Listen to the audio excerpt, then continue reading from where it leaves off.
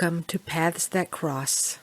I am Marilyn Banks, holistic life counselor and coach for body, mind, and spirit unity. Periodically, I'm asked where the name Paths That Cross came from, and I have to tell you, I love that name because it's exactly what happens. As our paths are crossing, we're connecting with one another, even now, for these few moments. Complete strangers, each of us on our own path, and each of us with our life that includes our good times and our bad ones, living out our own set of life circumstances, and for however long the moment lasts, even if it's for a nanosecond, we feel that connection, and we leave something of ourselves behind. And then the moment is gone, and we resume our lives, perhaps the same, but then again, perhaps changed, even just a little bit. But all the while, as we live so separately from one another, there really was that connection, and it is good. There is also a deeper meaning that comes with that name, Paths That Cross. It's a lesser traveled path towards our spirituality, a ways and a means that we can live an enlightened life, filled with an abundance of joy, happiness and contentment, good health, goodwill, and even financial prosperity. A path that leads away from a life filled with anger, sadness, with mediocrity, with hurts and pains. I want to introduce myself by telling you where I'm coming from, and just a little bit about how I got to this place of counseling, coaching, teaching, and mentoring. I can assure you of this, it definitely isn't anything I set out to do, but it has turned into a life's work that I dearly love and have a genuine passion for. I know what it's like to be on life's roller coaster and not knowing just how to get off. I've been there. I know what it's like to make bad life choices, whether it's in relationships, in work, finances, parenting. But in any of these life situations that we unknowingly, but literally set ourselves up to learn from. And I've traveled these rocky roads that I was assuredly perpetuating my need for this roller coaster existence. And then one day, I found myself smack dab in the middle of a near-death experience. And the next thing I knew, I had a robed figure of fate standing right there in front of me, and I can still see him. I wasn't able to see his face because it was buried deep inside his oversized hood, and I could only see his eyes, and they looked straight into mine.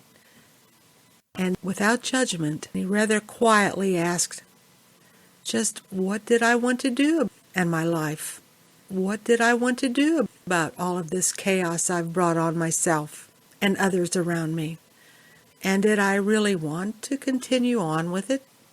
It was strictly up to me. It was my decision.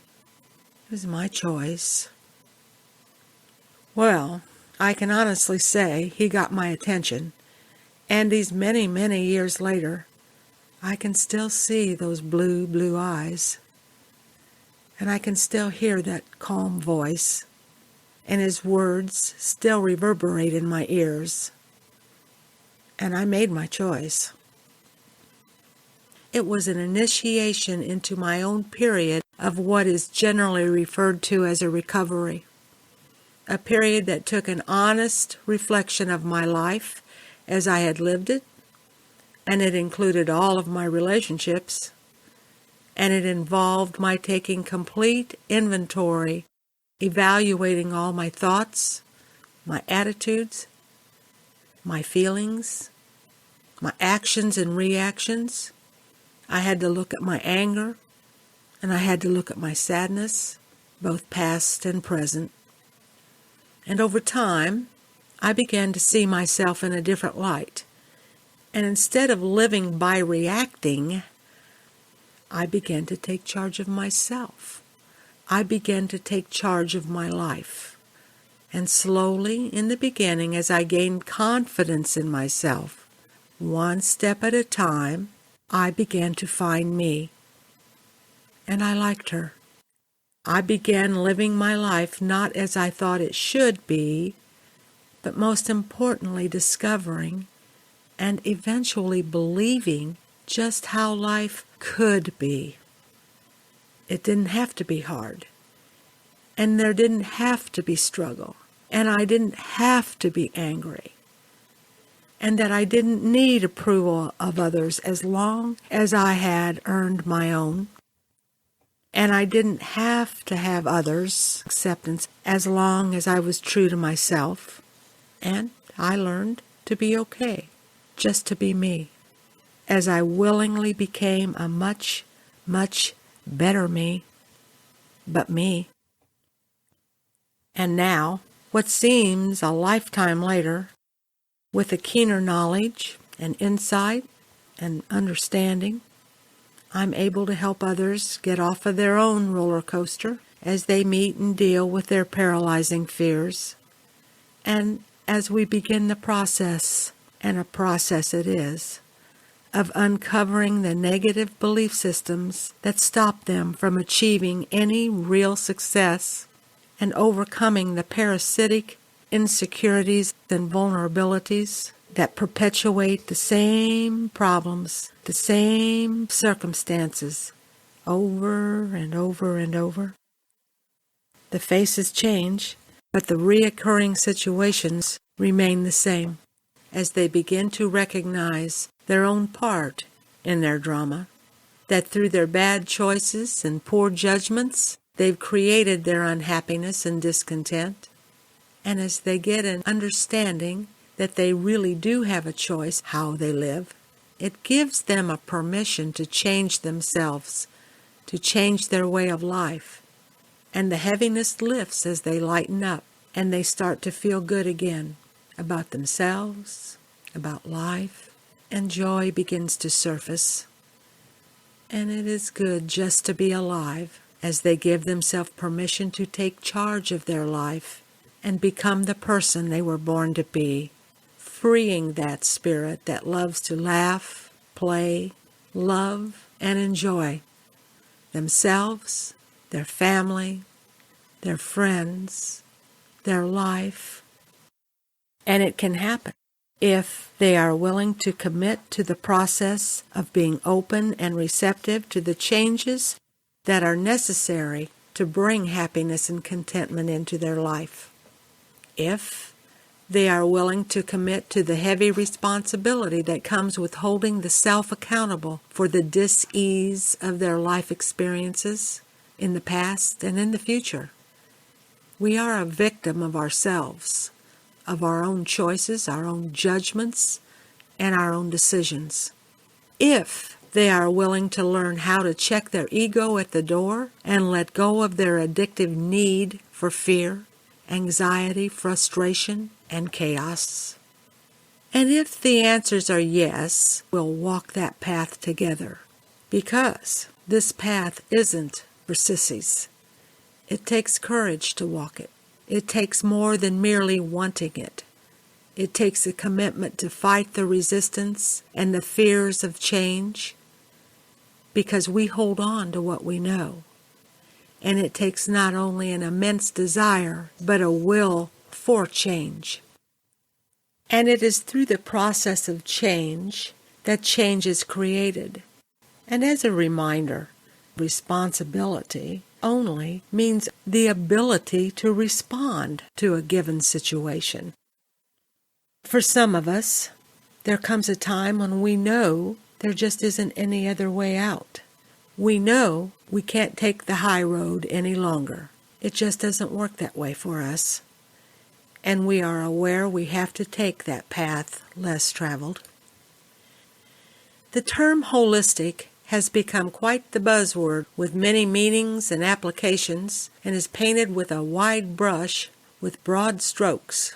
So I need to define what my meaning of it is through the work that I do relating to the body, mind, and spirit unity, and just how they work together and with one another.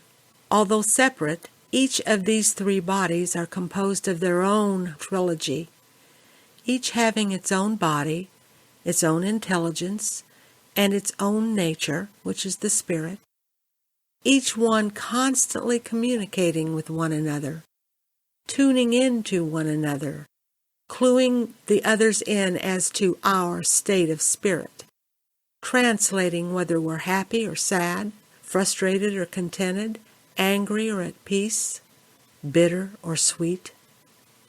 The emotional body of the spirit is always texting the brain, and through our thoughts, the brain literally programs the ease or dis-ease to the physical body. The status of our health takes years to program for wellness or illness. Dis-ease causes disease. Whether it's positive or negative, the mind's chatter spins on and on and on. In a nutshell, we are what we think we are. We are who we think we are. And for the most part, we are all ignorant to the power of our thoughts.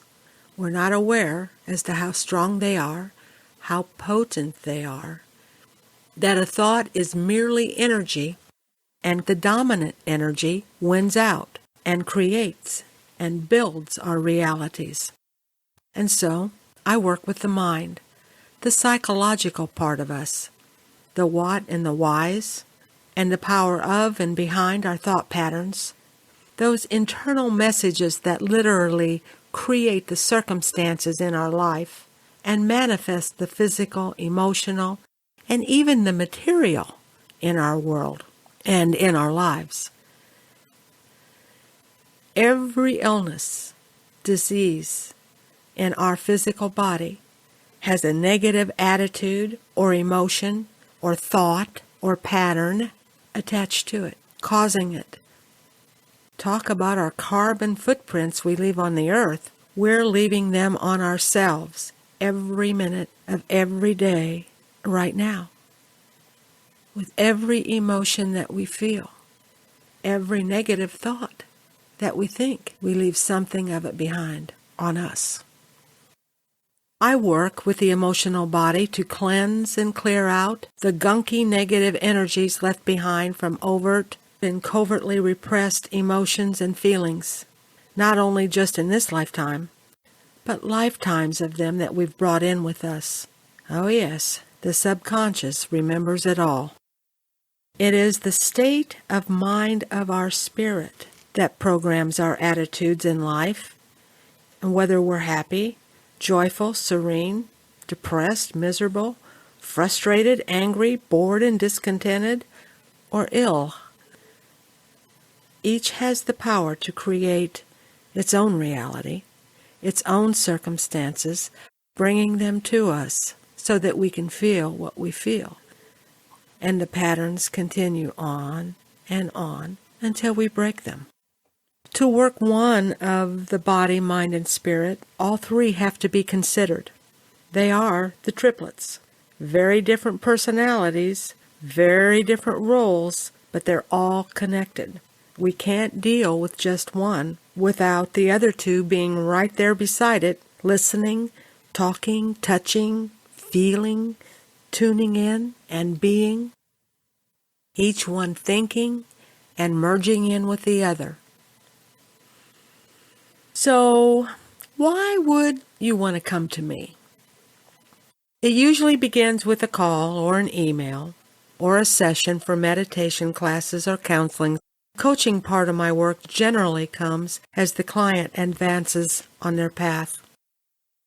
So, here is an email I received as she was pondering whether or not she wanted to meet me or wanted a session, kind of checking out the waters. And honest to God, it truly is an actual correspondence.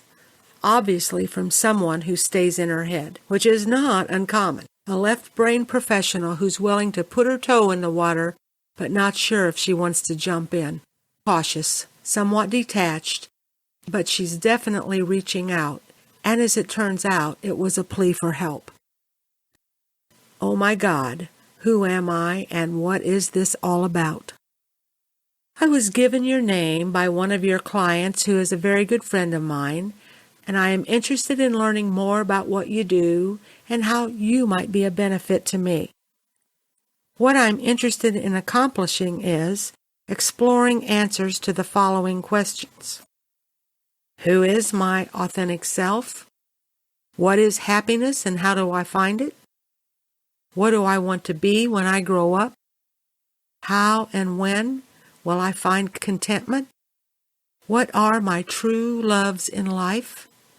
What was I placed on earth to do? Could you help me discover the answers to these questions? And I had to laugh when I received it. Her great questions would most likely take her whole lifetime to answer, but I know it was not an easy inquiry for her to write. That if she's contacting me, there is something churning inside of her. I knew she had heard that very personal inner call, that she feels that internal gnawing that won't leave her alone. I know she had that unquenchable thirst and a hunger for understanding that's never satisfied. A void that won't be filled? Yes. And I also know she has that screaming woman inside of her, demanding not only to be heard, but released. So I wrote her back, saying I would love to work with her as she begins her quest for self-discovery. I told her about a meditation program I've developed that kicks off the journey as she would learn about herself. And as her choices change, so does her path, and that it's a path of a lifelong learning experience. The meditation program is designed to teach how to quiet the self, both mind and body, in order to tune in to an always present, incredible inner state of consciousness that has long been waiting for us to have its presence acknowledged by us.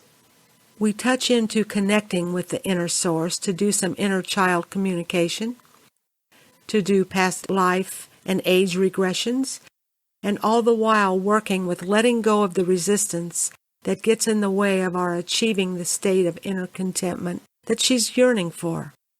And I told her that within due time, all of the questions she was asking could be answered by herself, which is the intent of starting the program or any work that we would do together.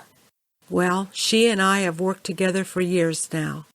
Behind the quiet, emotionally detached inquiry was an extremely sensitive woman, intelligent and capable in anything she pursues, but it has not been an easy road for her, as it generally is not for anyone who chooses this path. She indeed has learned the answers to those initial questions, but with those answers, she now has other questions. As she herself says, she is working on greed, ego, and trust, all three hard nuts to crack. She too now has become a mentor and a healer in her own right. And here is a gal with a totally different situation. A little background. She and I had worked together some years before, until she moved across country to a new job and a new life, and I lost touch with her for about 5 years. And then I received this. Hi, Marilyn. I'm kinda ashamed of myself that I need help and have been so stupid, but I either get help now or keep wallowing in this mess I've made. I haven't been treating myself with the respect I deserve. It has taken many warnings from the universe to get me to this point, but I know everything happens for a reason. I've told myself the past few days that I can't change the past, but I can change the future. Well, for the future to change, I need to make different decisions, and they need to get better. I'm just having trouble doing it myself. I think the discipline of having sessions with you and having someone to answer to, at least for a while, will help me.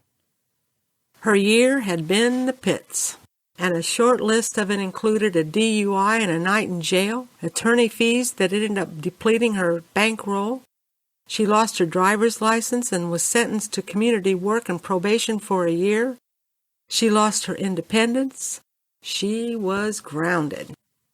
During the year before the climax of all of this, she thought she found the love of her life, who turned out to be quite the classic abuser. Her boss was up to his eyeballs with her poor attitude. She was ready to impulsively quit, but realized it was the best job she'd ever had. And she also realized she couldn't get along with anybody anymore. And she saw she was filled with such anger and bitterness, and she was just miserable. So obviously this was a call for help.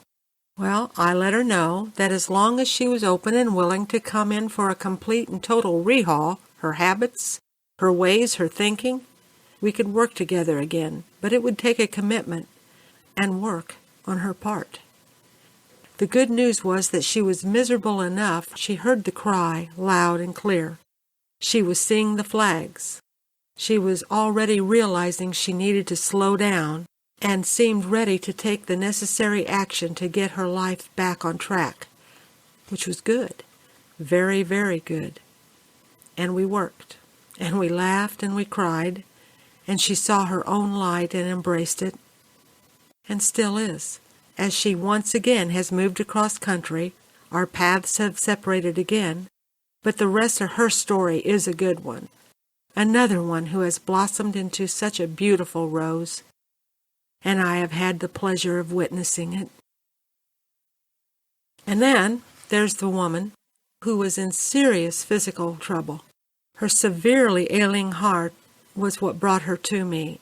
Her cardiologist told her flat out that she had to do something to manage the unbearable stress, that she had reached a breaking point, or she was going to literally drop dead in her tracks. Suffering from extreme stress, she had a long-term abusive husband that she was afraid to leave. She had money problems. Her adult kids had serious substance abuse troubles. She was extremely lonely and angry, resentful and bitter, and very, very, very depressed, and needless to say, in bad shape and scared stiff. Life looked pretty futile to her, and she had a death wish. I remember her desperate call, inquiring about my meditation classes, and she was in a miserable place all within herself. So she came to see me to learn how to relax through the techniques of meditation, and asking for the added benefits of counseling, and with high hopes to eventually gain the courage to make the drastic but necessary changes in her life that would ultimately alleviate these needless, stressful conditions that she was living. For years I counseled and led groups in a domestic violence shelter and worked as an advocate for the women, teaching over and over about the textbook cycle of violence and about the power and control patterns, always hoping to plant fertile seeds, always hoping. Leaving a physically and psychologically or emotionally abusive situation is never the piece of cake that those sitting outside of it thinks it is or should be. And unless one has been in it, it is hard to understand its dynamics. Love, hate, fear, insecurity, vulnerability. But it generally comes down to what it is that they know. It's what they've lived. And change is more dangerous than staying. The gal came a couple times to the meditation sessions, always left relaxed and feeling hopeful. But by the time the next appointment rolled around, I'd get the voice message with some excuse for the day. She hasn't been back. I've left the door open. And as long as she wants the program, as long as she's wanting to change bad enough to make the change, the door will stay open. But even Jesus Christ himself could not heal anyone who did not want to be healed. It's impossible. The will is involved, our will. And at this moment, I still wish her the best, the very, very best. And then there was the guy who couldn't keep a job because his nagging inner critic, the pre-recorded mental tapes, habitually played over and over and over, telling him that he would always be a failure, and that he was no good, never would amount to anything, and he'd get fired for not producing, or he'd quit because he was disenchanted. On and on and on. In his head he heard, I can't, I can't, I can't, only perpetuating his problem. And he asked, would it be possible to halt the old programmed negative mental messages, canceling them out and replacing them with positive ones? Affirming the self, affirming what he wants, affirming what he desired, affirming the positive, but just as importantly, uncovering the who and what and how those messages were programmed in there to begin with? Sure. Yes. Of course we could do it, if he's willing. And I could go on and on and on. These are 4 very different examples of dis-ease of some type or another, whether they be emails, telephone calls, sessions with clients. Some of them can meet the conditions, and some of them can't. But as long as they try, I'll try too. As it was told to me some time ago by a very influential guy, it's their decision. It's their choice. Totally up to them. And it all depends on what they want out of life. And if they recognize the call, and if they have the courage to do something about it. I love meditation. It is my tool of preference to learn how to slow ourselves down. In the quiet, we are able to get down to the very nitty-gritty to bring up from the roots of our subconscious the stuff that needs to be looked at, that needs to be cleansed, cleared, and released. There is no tool quite like meditation that we can learn to still the incessant mind chatter, to still the body, and to bask in the silence. And it is in the quiet that we can hear the spirit.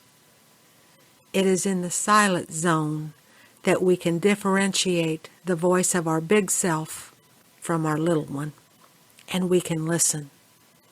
It is in the silence we can feel the peace, the contentment, serenity, and well-being. It is there we are able to connect with our source, our Creator, always within us. It is in the silence that we discover we are not alone. Never, never, never. Nope, not at all. When we can begin a practice of quieting the self, we can begin a healing. Healing the body, the mind, and also the spirit that is yammering to get out. We can learn to laugh and to play, and to sing and to dance. To love life and all that it brings us, as it tells us it is not the destiny, but the journey in reaching it that is the joy. Because life is good. It is my belief there are no accidents. Everything has a purpose, a reason. Whether it's a positive or a negative, there's always some type of payoff, even if it's in the pain and the agony. If it takes physical or emotional pain to direct us into whatever it is we came into this life to do, whether it is to discover who it is that we really are, or to find our strengths or talents and to utilize them, if it's to learn to love or allow ourselves to be loved, if it is to stand up and speak up, or if it is to sit down and shut up, the whole universe has its unique ways of getting our attention. And if it takes a 2x4 to the side of our head to get it, it will. But we always have choice, and we always have free will. If we keep ourselves in a state of crisis or stress, of illness or disease, if we are continually having relationship turmoil, or are bored and disconnected or depressed, or have career and chronic financial problems, or if we're angry and frustrated or physically and emotionally addicted to any and all of the above, they all have one thing in common. They all are a symptom of a spiritual crisis, big self trying to get little self's attention, a plea to find and come home to our own self. And in doing that, we automatically, intimately discover our source that's right there with us too. And by answering the inner urge, by reaching out to begin a quest for self-awareness, we begin to work together, kicking off a journey towards a personal transformation empowerment. And oh boy, oh boy, oh boy, what a journey it is. We learn that whatever our relationship is with ourselves, it is the relationship we will have with others. If we cannot earn the respect of ourselves, how can we expect others to respect us? If we don't honor ourselves, how can we expect anyone else to honor us for who we are? If we cannot love ourselves, how can we expect anyone else to? If we are not honest with ourselves, not true to ourselves, and how can we expect anyone else to be true to us? As we begin to learn about our unique self, we change, automatically change. And when we change, our choices begin to change, as do our judgments and the decisions that we make in ourselves, about ourselves, around ourselves, and with others. And we become intimate in our relationship with ourselves. And we become able to allow an intimacy we never knew before in the relationships around us. We always bring people to us with the same set of values as we have for ourselves. It's just the way it works. So, we grow and we make wise decisions and wise choices, and our realities change too, right along with our future and our path. It is a lifelong experience, this learning who we are business. So from this moment onward, hopefully our paths will cross, to meet, to chat, to discuss, and to laugh.